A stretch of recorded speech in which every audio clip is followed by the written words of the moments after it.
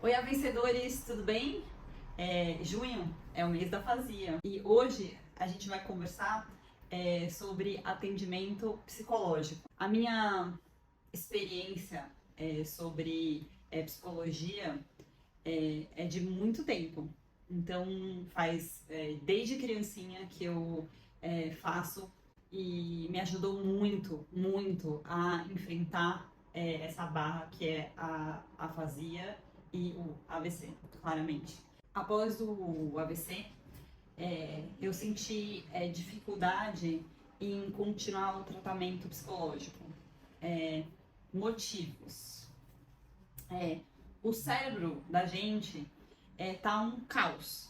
Imagina, tipo, tudo confuso. E também a dificuldade em expressar meus desejos, meus sentimentos, tudo tipo bagunçado, confuso. Eu era uma ameba, sabe? Que não conseguia decifrar os meus sentimentos e coisas assim do próprio corpo. Então acho que é difícil achar um profissional qualificado que entenda o paciente após um AVC e que dirá então afasia. Você imagina que é não conseguir falar com um psicólogo, você fica assim. Então, aí eu, minha mãe, sei lá, a gente falou com essa dificuldade que a gente teve e a gente trouxe essa experiência para o Instituto A Vencer. Então, eu queria apresentar para você a Kátia Mota, psicóloga, que desenvolve um trabalho tipo, incrível, especial dentro do Instituto A Vencer. Então, quero apresentar, Kátia, apresente-se. Olá, vencedores. Eu estou aqui no Instituto A Vencer, desenvolvendo um trabalho com pacientes com lesão neurológica e especificamente nesse momento com pacientes afásicos há 3 anos e meio. Eu queria fazer algumas perguntas para você, do tipo, é possível atender pacientes afásicos? Sim, claro que sim. E a gente tem que ter algumas ferramentas, alguns recursos, né, para atender os pacientes. Algumas especificidades, que é, por exemplo, o setting terapêutico diferenciado da nossa clínica para pacientes não afásicos, que seria a anamnese com a família, que vai me contar a vida da pessoa antes e após a lesão neurológica, a vida da família.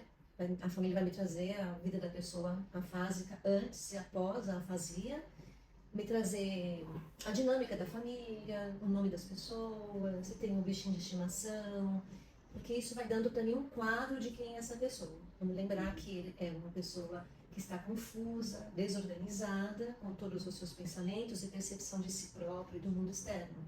Então, essas informações vão me ajudar a nortear a condução do meu trabalho. Como você consegue fazer o resgate da pessoa? No processo psicoterapêutico, o que é essencial é a presença do terapeuta, uma escuta, não só do corpo do paciente, mas do meu corpo também. Essa presença minha vai facilitar com que eu entre mais em sintonia com o paciente. Uma escuta muito presente. E aí isso vai ajudando através de alguns materiais lúdicos também, algumas pistas visuais que vai trazer sobre emoções e sentimentos, material gráfico, em que eu vou escrevendo algumas palavras e para ajudar o paciente a dizer para mim se aquilo faz sentido ou não para aquele momento da vida dele. E durante esse processo, esse percurso nosso, isso vai fazendo com que ele possa se reorganizar novamente, com que ele possa compreender o mundo interno dele, o que está acontecendo, os seus sentimentos, o que ele sente, o que são os seus desejos, porque muitas vezes o paciente afásico não consegue organizar, não é só não sabe expressar através de uma palavra, ele primeiro precisa entender o que ele sente. E o corpo fala, né? Sim, então toda a expressão dele do corpo, o tom de voz, a entonação do som que ele pode emitir, a entonação, né? Expressão visual, expressão do seu rosto, do seu corpo, tudo isso fala para mim, conversa comigo. Legal, legal. É o que o profissional precisa ter para atender pessoas afásicas. Além de tudo o que nós estamos estudando para se tornar-nos profissionais da saúde mental, é imprescindível entender o que é afasia, ter conhecimento sobre a afasia, para que ele possa, a partir daí, entender, compreender e dar essa devolutiva para o paciente e família dos desdobramentos da afasia na vida da pessoa afásica, da família, da rotina familiar, qual o impacto que isso tem, quais as perdas que acontecem e quais são as dores e lutos a partir disso. Isso é essencial para um profissional que for atender pacientes afásicos. Na sua experiência, os atendimentos com os afásicos, qual é a maior dor, assim, que todo mundo sente? A partir da minha experiência com os afásicos, eu diria que a maior dor deles é a solidão. Porque como a afasia dificulta muito a comunicação, essa pessoa afásica, ela não consegue se expressar, mostrar quem ela é, expressar os seus desejos, as suas vontades. E eu tenho minha subjetividade e você tem a sua. Uma relação tem que ter uma intersubjetividade, a mistura de nós duas. E é isso que é uma relação. E através dessa relação eu me construo socialmente, profissionalmente, como pessoa. Sim. Então isso faz com que, se a pessoa afásica não tem essa relação, ele vai ficando mais solitário, dentro do seu mundo interno, encapsulado, impedido de se manifestar.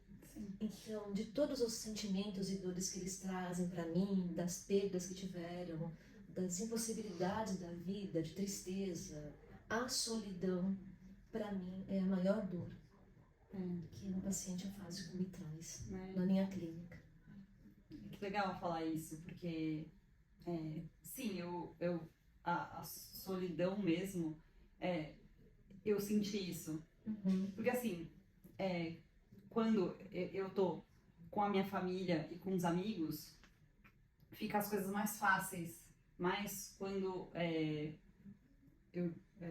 eu era muito afásica, e é uma dor que ninguém sabe o que é. Então acho que é isso.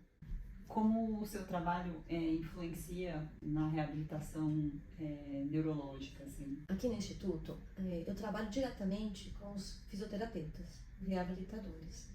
E nós temos muitas trocas. Então, quando um paciente que tem uma lesão neurológica pode nomear suas emoções e se organizar, isso acontece ao mesmo tempo na sala de reabilitação e vice-versa.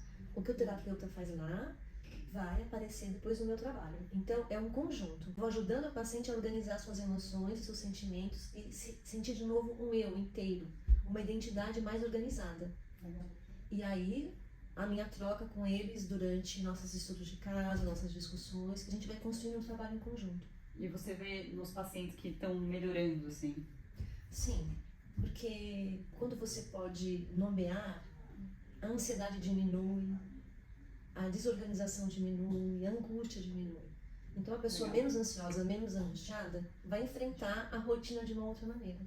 Então, o que eu queria trazer para vocês procure um profissional que entenda o que é os afásicos.